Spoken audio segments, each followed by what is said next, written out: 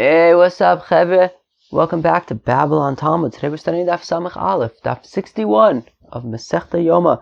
The Daf begins with discussing the what did I write here? The atonement of the the atonement of the Kohanim and the Yisraelim when it comes to things that are not related to Tumas Mikdash v'Kadosha. Right, all of the blood stuff, like the sprinkling of the blood of the cow and the goat that we've been discussing until now, is really for Tumas Mikdash v'Kadosha, any tumah that's related to the Beis HaMikdash. Now, but what about general sinning and avonis? So that is that's machlokas between Reb Yehuda and Reb Shimon, and then we get back to all of the blood work of the goat and the cow, and what happens if like blood spills on the floor. What do you have to go back to? The machlokas between Reb Shimon and Reb Elazar on the one hand, and the Chachamim, and how that applies also to a Mitzorah. Very exciting stuff. Let's get started. We're going to start on Daf Samach Aleph, Amud Aleph, about 6-7 lines into the page. V'chein b'heichol, v'chein b'mizbeach v'chulei. Okay, so the Mishnah had said, we had discussed what happens if excuse me, oh my gosh, I can't tell if I don't know, for some reason I got like a flash, like cold or something, like all of a sudden I just woke up this morning and like, boom, cold. I don't know, whatever, we'll have to work with it. So we talked about how, things have to go in their proper order, and what happens if like some of the blood spills out on the floor and things like that. And we had said that there are basically three independent sections. There's the Kodesh HaKodashim section, there's the Heichol section, meaning like the Parochas, and then there's the putting the blood on the Mizbach Hazov. And once you finish one section, if something gets messed up, if like the blood spills out on the floor during the next part, so then you don't have to go back all the way to the beginning, you just go back to the beginning of that part. Okay. So, Tanu Rabbanan, the rabbis, Tov v'chiper es Mikdash HaKodesh. Okay. So, the Kohen Gadol, so he atones for the Mikdash HaKodesh. That's what the pasuk says, Zelefnai v'lifnim. Okay, that's talking about the Kodesh HaKodashim. Oel Moed se Heichol. When it says Oel Moed in the pasuk, it's a reference to the Heichol. Mizbeach k'mashmo. Mizbeach is talking about the Mizbeach. Apparently it's like unclear if it's talking about the Mizbeach HaPnimi or the Mizbeach HaChitzon. Yichaper elu Azaris. Okay, when the pasuk says the word Yichaper, it's referring to the Azaris. HaKohanim k'mashmon. When it says the Kohanim, it's talking about the Kohanim. Amakol elu Yisrael. Okay, when the pasuk says Amakol, it's talking about the Israelites. Yichaper elu Levim. When it says Yichaper, that is the Levim. Okay, Hushvu kulun l'chapara achas. Okay, and they're all compared to one. They're all put together for one kapara. What does this mean? Shekulim iskapin b'soyer amishtalech. That they all have kapara from the soyer mishtalech b'shar averis divrei Reb Yehuda. So Reb Yehuda's opinion is, right, so we have already seen that when it comes to there's a cow and there's a goat. The cow is for the Kohen Gadol and for the Kohanim, and the goat is for the rest of Am Yisrael. Now, all of the work that we've been talking about until now, right, with the blood and the Kodesh HaKodashim and the Heichel and the Mizbeach Pnimi, so that is for to atone for Tumas Mikdash v'Kadoshav, any tumas associated with being in the Beis HaMikdash, if you're tamei or whatever it is by accident. So, but then there's like general kapara for sins and stuff, and that is covered by the Sarah Mishtaleach, by the goat that is sent away and dropped off a cliff. So on that goat, there's a vidur, there's an atonement that is done, and that atonement is for sort of all-purpose averis. Now the question is, the Sarah Mishtaleach, the vidur of the Sarah Mishtaleach, is that for everybody, including the Kohanim, or is it just for the Yisraelim? But the Kohanim would get atonement for their sins elsewhere. So according to Yehuda, no, everyone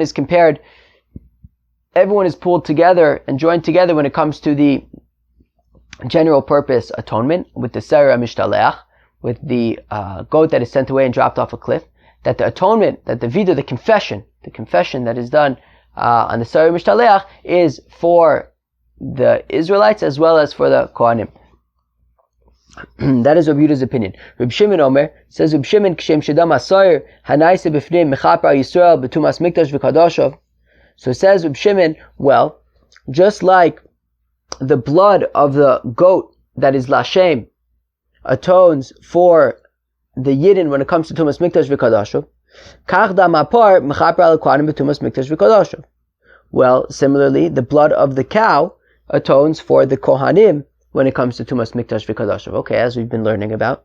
Uchshem Shevidur Shel Sarah Mishtaleach Mechaper Al Yisrael B'Shar Averis, and just like the confession of the Sarah Mishtaleach is for the Yidden when it comes to other Averis, Kach Vidur Shel Par Mechaper Al Kohanim B'Shar Averis. Similarly, the confession on the cow is what atones for the Kohanim when it comes to other Averis. So, whereas Rabbi Yehuda says that the confession on the Sarah Mishtaleach is for everybody, for the Yisraelim, for the Kohanim, for everybody.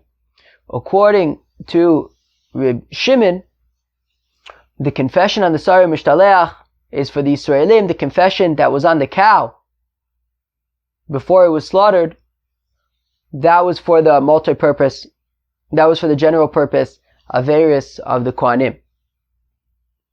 And that blood that was actually sprinkled in the Kodesh HaKodashim and the Heichal, so that was for Tumas Mikdash V'Kadoshav specifically, but these different vidurs, these different atonement confessions were for the actual sins of the people.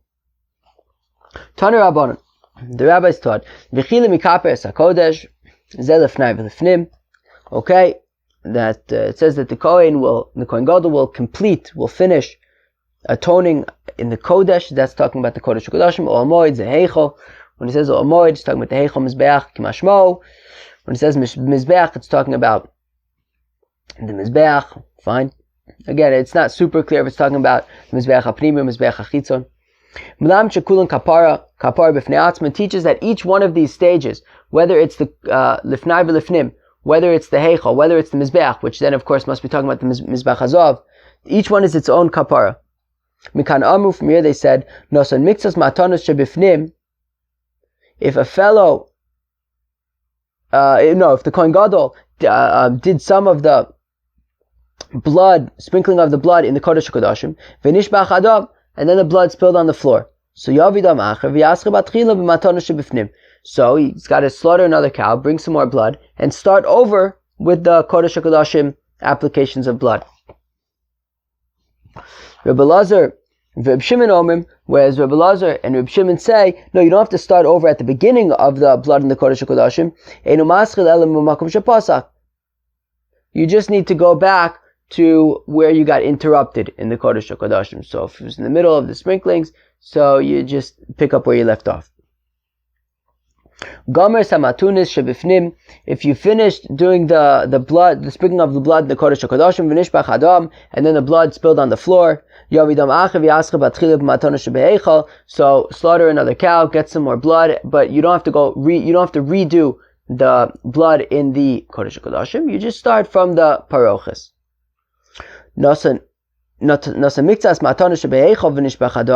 If you applied some of the blood by the parochas in the heichal, and then the blood spilled on the floor, so slaughter another cow, get some more blood, and then start over by the parochas. Reb Lazar, Reb Shimon Omrim, Reb Lazar and Reb Shimon, Eino maschil elu b'makom shepasak. No, you don't have to start over from the beginning of the applications of the blood on the parochas. Rather, you just pick up where you left off. If you finished doing, sprinkling the blood towards the parochas, and then all the blood spilled on the floor, so yavidam achav yaschab batchila b'matanos hamizbeach.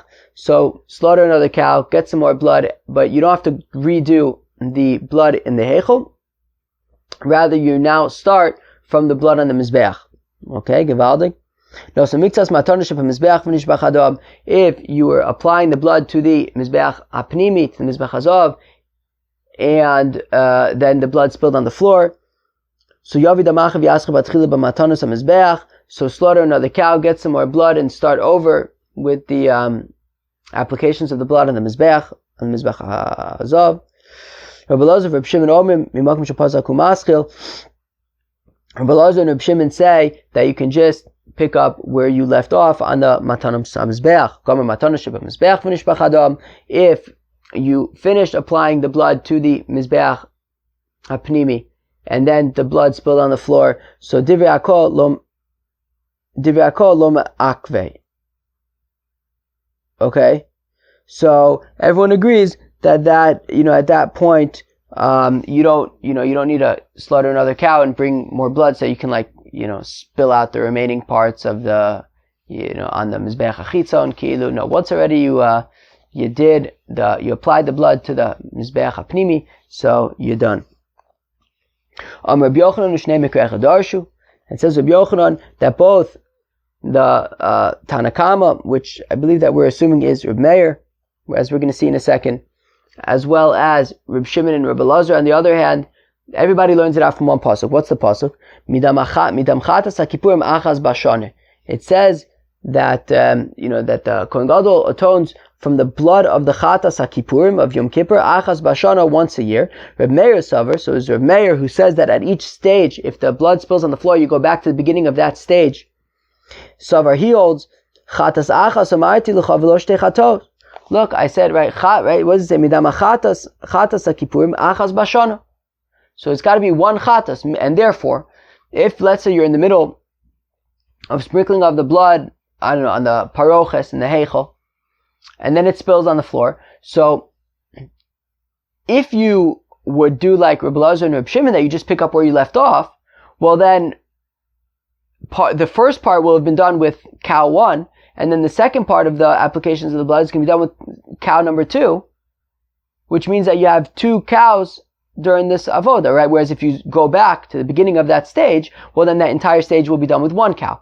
But right, and Reb Meir wants to argue that when it says midam chatas hakipurim achas bashana, it means that you have to have only 1 cow for at least each stage. And therefore, if, like Reb Elazar and Reb Shimon, you would do part of the applications of the blood, and then it spills out, and then you just pick up where you left off, well then, the totality of the applications of the blood in that stage will have been done by 2 animals. And argues Reb Meir, you need each stage to be done by 1 animal.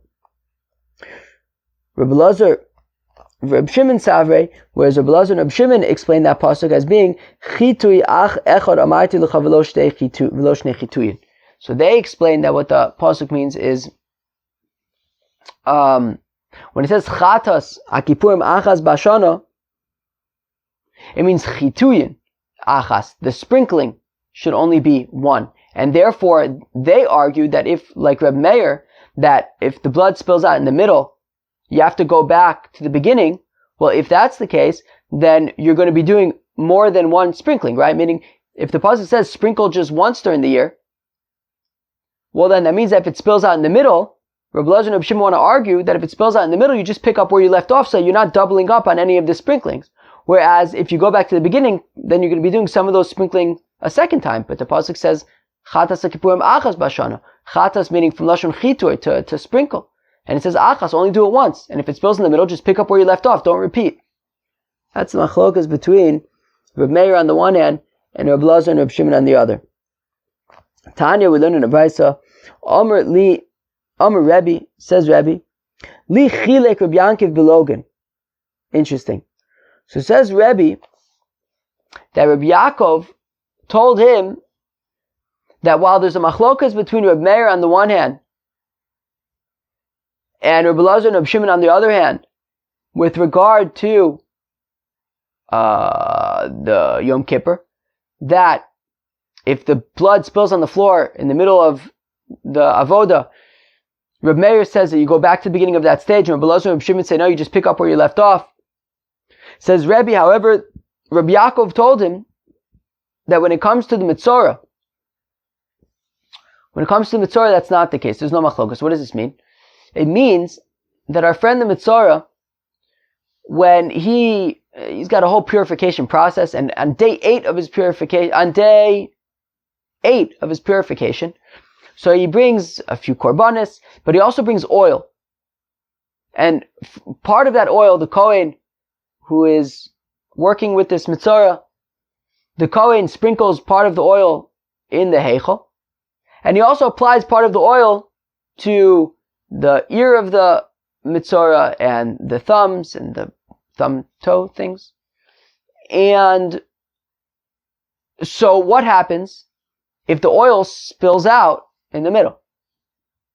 So it says Rabbi Yaakov that in that case, Reb Shimon and Reb Elazar agree with Reb Meir that he would go back and start over, right? That if the Kohen who is working with the Mitzorah, let's say, is in the middle of sprinkling the blood in the Heichal, and then the oil spills on the floor, he's got to go back and start over with the sprinkling.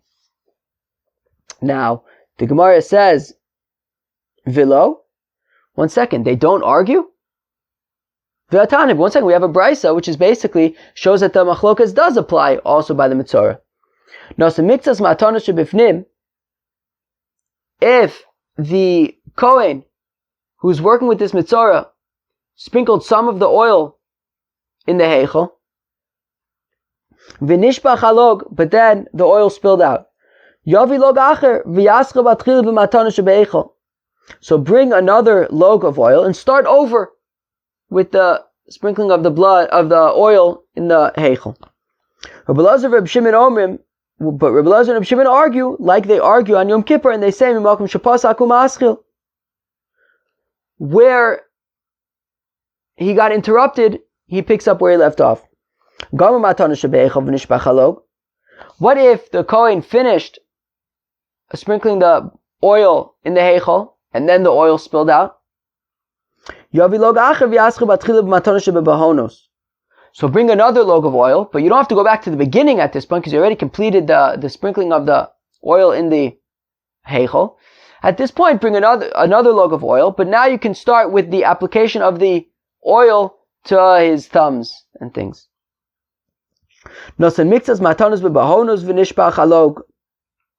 If while he's applying the oil to the Mitzorah's thumbs, so then nishbach halog, the oil spills out, so yavi log acher, so bring another log of oil, so bring some more oil and start over with the application of the oil to the thumbs. Whereas Rabbi Shimon said, no, you don't have to start over by the application of the oil to the thumbs, you just pick up where you left off. Now if the Kohen had completed applying the oil to the thumbs of the Mitzorah, and then the oil spilled out, so the pasuk says that after applying the oil to the thumbs of the Mitzorah, whatever oil is left over on his hands, on the hand of the Kohen, so he can just wipe on the head of the Mitzorah. Sounds exciting? But if the oil spills out on the floor after it's applied to the thumbs of the Mitzorah, but before the Kohen had an opportunity to rub it on the fellow's head, if the oil spills out, it's okay. At that point, don't worry about it. You don't have to rub it on the fellow's head. So, on the one hand, Rebbe wanted to say that Rabbi Yaakov says that the machlokas between Reb Shimon and Reb Elazar on the one hand, and Reb Meir does not continue and does not apply to the Mitzorah, yet we have a brisa which says, what do you mean? The same exact machlokas we see by the oil of the Mitzorah, that if it spills out in the middle of one of the stages, whether it's the sprinkling of the oil in the heichol or whether it's the application of the oil to the thumbs of the Mitzorah, Reb Meir says that you go back to the beginning of the stage, whereas Reb Shimon and Reb Elazar say you pick up where you left off. So we see it's lemaisa, the same exact machlokas. So Ema Lishana Reb Yaakov Belogan. So the Gemara says, okay, don't say that Rebbe says that Rabbi Yaakov says that there's no machlokas when it comes to the Mitzorah. Rather, say that Rabbi Yaakov says that the same machlokas applies to Mitzorah, which would be supported by this brisa that we just quoted. Okay. We said Matanos Harosh ein ma'akvis. Okay, we said that when the pasuk says that whatever oil is left over in the hand of the Kohen, he rubs on the head of the Mitzorah, that you don't have to do.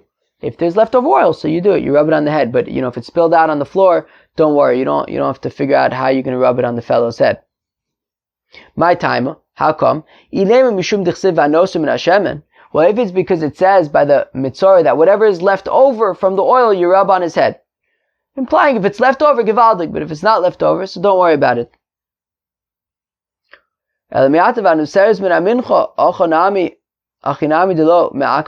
second. When it says that when you take a kometz from a mincha, take the fistful of the mincha, and then it says whatever is left over, it says whatever is left over from the mincha, would you say that that's not ma'akve? But we know, as we learned the other day, that after you take the kometz, if part of the whatever is left over from the mincha gets lost, well then it's ruined. You don't burn the kometz on the mizbeach. So we see that it says no seres left over in the context of the mincha, of the korban mincha, the flour offering, and it also says vanosim and hashemin in the context of the mitzorah. Now we're saying that the leftover oil at this point, if it spills on the floor and you didn't have a chance to rub it on the fellow's head, don't worry about it. It's no big deal. And we want to argue it's because it says v'anosar. It's shiraim. It's left over. It's not such a big deal. But we have the same lashon. We have the same word of v'anoseres when it comes to a mincha. And by a mincha, whatever is left over is important. If something happens to this noseres, this mincha, this flour that's left over after the fistful is taken, if some of it gets lost, you wouldn't burn the fistful anymore. So we see that over there, the leftovers are important. And it says the same word both by the mitzorah and by the mincha. So if we're going to say that by the mitzorah because it's called leftover, it's not a big deal. How come by the mincha it is a big deal even though it calls it leftovers? So shani asim dichsiv umiyeser ve'anoser. So the Gemara says no, it's different when it comes to the mitzorah because it says a double lashon. It says umiyeser. What's the first pasuk? Where are we? So umiyesa Hashem and Hashel kapo yitin according to tunuchozen mitai, right? So meaning it refers to the blood that no, not blood. It refers to the oil that the Kohen applies to the thumbs of the mitzorah as leftover already, and then what's left over from those leftovers he rubs on the fellow's head. So because it's considered like double leftovers, that's already if it spills on the floor, it's not such a big deal. Okay, so now we're going to apply the machlokas between Reb Meir on the one hand and Reb Elazar and Reb Shimon on the other hand to the korban asham of mitzorah. You guys ready? Because after all, the mitzorah, on day 8 of his purification process, he brings 3 korbanos. One as an asham, one as a chatos, and one as an ola. Okay? So, Amar Rabbi Yochanan says, Rabbi Yochanan, asham mitzorah, when you have this korban asham of this mitzorah fellow, sheshachato shelo lishmo, and you slaughtered it not as an asham, you slaughtered it as epis, a shlamim, let's say, whatever it is, it's certainly not an asham. So banu machlokas, Reb Meir v'Reb Elazar, v'Reb Shimon. So now we come to the machlokas between Reb Meir and Reb Elazar v'Reb Shimon. So let's say, so you slaughter the asham. Now, there are 2 things that happen with the asham. One is that it's a regular korban asham, so you apply some of the blood to the mizbeach. But also, when it comes to the mitzorah, you take some of the blood and you apply it to the ear and to the thumbs of the mitzorah. So he slaughtered this asham shelo lishmo, not as an asham. And then he applied the blood to the thumbs and things of the mitzorah. So if Yochanan wants to argue that how we deal with the situation would be related to the machlokus between Reb Meir and Reb Elazar and Reb Shimon. So asham mitzorah sheshachto shelo lishmo, if you have this asham of mitzorah that you slaughtered not as an asham, Banu the machlokus of Meir, Reb Elazar, Reb Shimon. So now we come to machlokus between Reb Meir on the one hand and Reb Elazar and Reb Shimon on the other. Reb Meir the Omar Yavi Acher v'Yaschil Batchila. So Reb Meir, who says by the blood, by the korbanos on Yom Kippur, as well as by the mitzorah, by the oil, that you go back to the beginning of the stage, that you bring if let's say the oil that you're applying to the mitzora spills out, so you bring more oil and you start over at the beginning of the stage. So here also he'll bring a different animal as an asham. He'll slaughter it and he'll start over. He'll apply the blood again. Now, with Reb Elazar and Reb Shimon,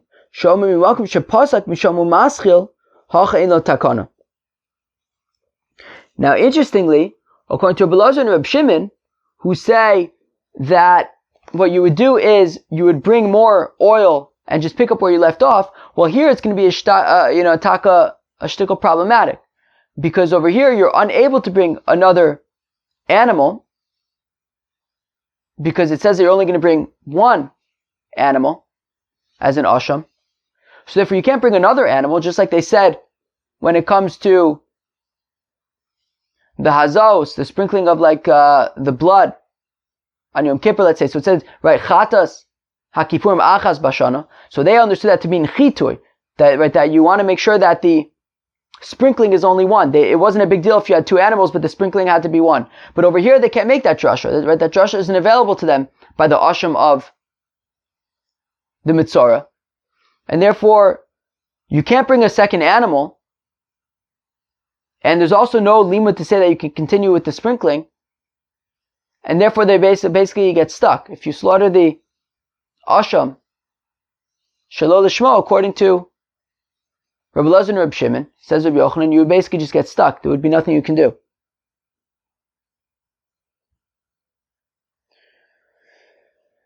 So, Maskef Rav Chizda v'ha oso ksiv kasha.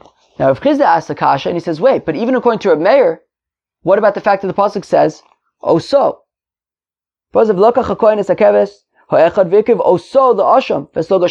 It specifically, you can't bring a different one. So even according to Reb Meir, who says that in general you would bring another korban and start over from the beginning of that stage, but over here by the asham of the mitzvah it says oso. It specifically, i.e., you only have one korban, you can't bring another one. And therefore, if you slaughtered it shalol lishma, you're basically in trouble because you can't bring a different one to fix it. That's of Chiz's kasha, and we say kasha. We don't have an answer. Alright? Tanakavasa de Rabbi Yochanan. And we have a brisa supporting Rabbi Yochanan that according to a Meir, you would be able to bring another korban for the asham and basically start over. Asham mitzara sheshachto shalol lishmo, that the brisa says that if you have the asham of mitzara, that you slaughtered it with the wrong intention, or if you did not apply the blood of the asham to the thumbs of the fellow, so you still put it on the mizbeach, right? Because a korban that was slaughtered shalol lishmo, even if it doesn't work for the owners to be yotze, you could still put it on the mizbeach. V'ton nisachim, and you would put, apply whatever libations you need to. But nonetheless, you would have to bring a different korban asham in order to make this mitzora no longer a mitzora. So we see in this brisa that an asham that was slaughtered shalol lishma, you just bring another one. So that supports Rabbi Yochanan, who says that according to Reb Meir, you would bring another one. Now, Rabbi Yochanan had said according to Reb Elazar and Reb Shimon, you're basically stuck. But according to Reb Meir, you would bring another one. Reb Chizda, however, had argued against Rabbi Yochanan and said, no, even according to Reb Meir, you shouldn't be able to bring another one because it says, oh, so. So Reb Chizda Amalach, so Reb Chizda says, no, there's no way to fix this situation. My tzarich v'eno takana. So Reb Chizda says that no, when that brisa says that tzarich, what does it say? That you need to bring another asham for this mitzora, says of Chizah, doesn't mean that you actually bring another asham, because you can't bring another asham. You can't bring another animal. It says, oh, so. What it means is tzarich vein lo takana, meaning you theoretically would need to, because you can't use this one that you slaughtered shalol lishmo, but the fact of the matter is, says of Chizah, you can't bring another asham because it says, oh, so. V'tanitana tzarich vein lo takana, effect the Gemara, wait.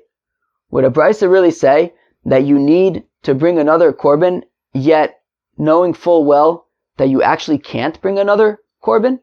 Why would the Brisa suggest that you have to bring another korban even though you cannot? So the Gemara says, the Brisa could totally do that. Could totally say that, you have to bring another one even though you're actually unable to bring another one. V'atanya, as we learn in the Brisa, Nazir Memorat, that if you have a Nazir who's bald.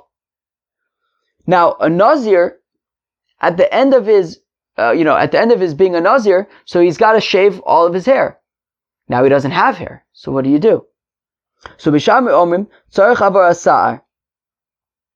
Beishamai says, well, you still need to take a razor and, go through the motions anyways. Uvesil Omrim, Ein Tzarech Avar Asa'ar. Beisil says, look, you don't need to because he doesn't have hair, Lamaisa, so what are you going to do? V'amar Rabavina, and says Rabavina, K'sha'om Beishamai Tzarech V'in L'takana. And says Rabavina, that when Beishamai says that nonetheless you still need to apply a razor to his head where, he doesn't have hair, so, you need to, but you don't, because you can't, because he doesn't have any hair, so you're basically stuck. So we do see that there is a concept of a brisa saying that you have to do something even though you actually technically can't do it. Ufliga de Rapidas, and this argues in Rapidas, the Amar Rapidas, Beishamai and Rabbi Lazar Amud Avar Echad. The Rapidas says that Beishamai and Rabbi Lazar say the same thing. What are we talking about? Beishamai ad Amaran. So Beishamai, that which we just said, that a Nazir who doesn't have any hair, you still have to bring a razor. Rabbi Lazar, the Tanan ein lo boin yaduvo and regel ein lo taru lamas. That according to the Tanakama, if a Mitzorah doesn't have a thumb on his hand or on his foot, on his right hand or on his right foot, so he's stuck as a Mitzorah forever. Oy vey. Rabbi Lazar Omer nosen amakom v'yotze. Rabbi Lazar says, no, look, whatever. If he doesn't have a thumb, so just put it where the thumb would have been. And therefore, applying that to Beis Shammai's opinion, that Beis Shammai say that even though he doesn't have any hair, you still have to apply razor. It means that you go through the motions. Kilu, even though he doesn't have hair, you still, treat it as though he did have hair and apply a razor to the top of his head. Alright? So we see that when it says tzarech, it means you have to. You go through the motions. Even though it's, he doesn't have any hair anyways, but nonetheless you go through the motions. Just like Rabbi Lazar says that if he doesn't have any thumbs, so you put the oil nonetheless where the thumbs would have been.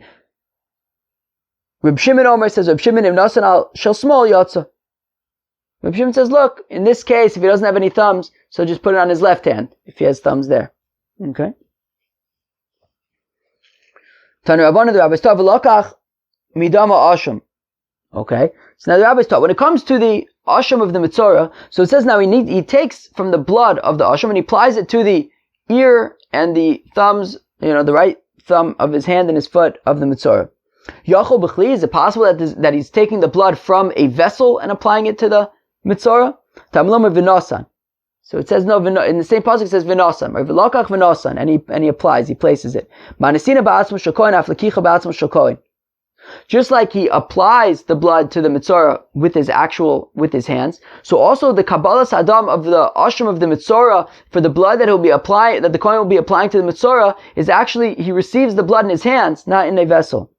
Is it possible that also the blood that he's going to put on the Mizbeach would be like this? Because by an Asham, as I think I mentioned a little bit earlier, by the Asham Mitzorah, there would be two things that you do with the blood. One is you apply it to the Mizbeach like a regular Asham, but the other is that you apply it to the Mitzorah, to his ear and to his right thumb of his hand and foot.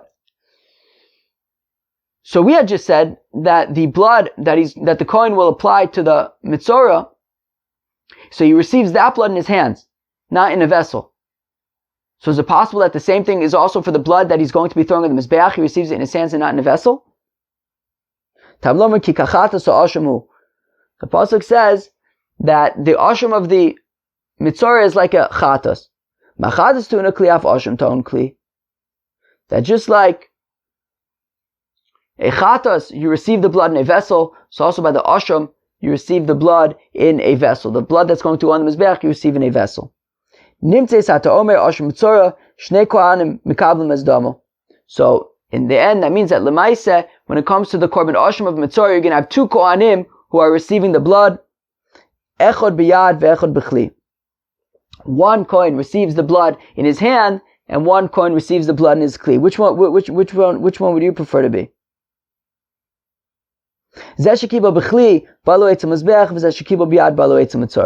The Kohen who receives the blood in the vessel, so he then goes to the Mizbeach and throws the blood in the Mizbeach. The Kohen who receives the blood in his hands, he then goes to the Mitzorah and applies the blood to the Mitzorah. Chevre, that was Daf 61, Daf Samach Aleph, Masechta Yoma. I hope you enjoyed it very much.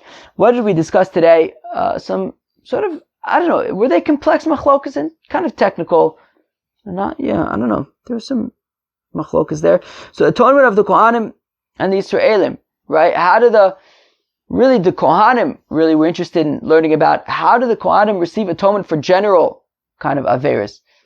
So Rabbi Yehuda said that Kohanim and Yisraelim all get atonement for general averis from the vidur of the Sarei Mishtalech.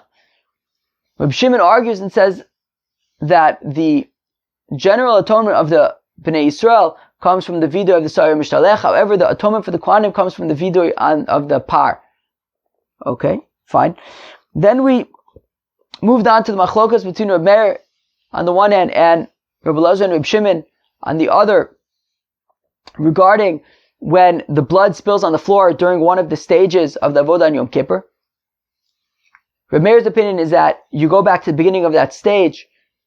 Reb Elazar and Reb Shimon say that you just pick up, right? You slaughter a new cow or goat, whatever it is, and you pick up where you left off. And then we apply this machlokas to also a mitzorah.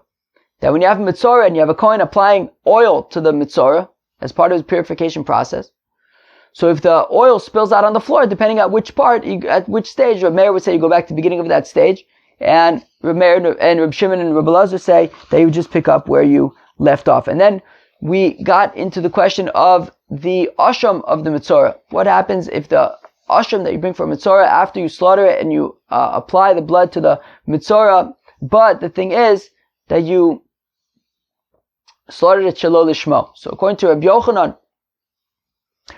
Meir, right, Reb Yochanan explains that according to Reb Meir, you would just be able to bring another korban and offer it as an asham. Whereas according to Reb Chizda, there's actually no fix for it. You cannot fix it at all because it says oso, it, and nothing else. Okay?